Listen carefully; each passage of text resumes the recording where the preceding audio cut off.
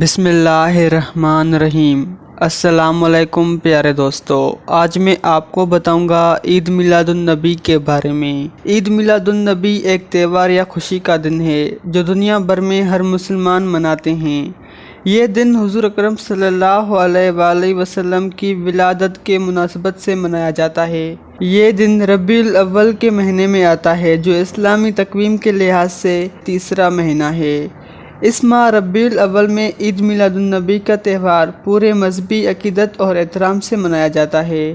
اس ماہ ربیع الاول سے ہی مساجد اور دیگر مقامات پر عید میلاد النبی اور نعت خوانی کی محفل شروع ہو جاتی ہے۔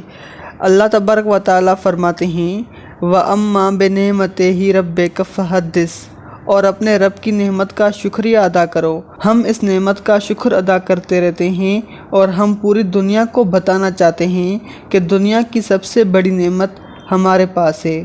ہم 12 ربیع الاول ہر سال مناتے ہیں کیونکہ ہمارے آخری نبی حضرت محمد مصطفیٰ صلی اللہ علیہ وآلہ وسلم کی ولادت کا دن ہے۔ ہمیں چاہیے کہ ہم 12 ربیع الاول کے دن درود پاک پڑھ کر حضور اکرم صلی اللہ علیہ وآلہ وسلم کی طرف بھیجیں۔ شکریہ۔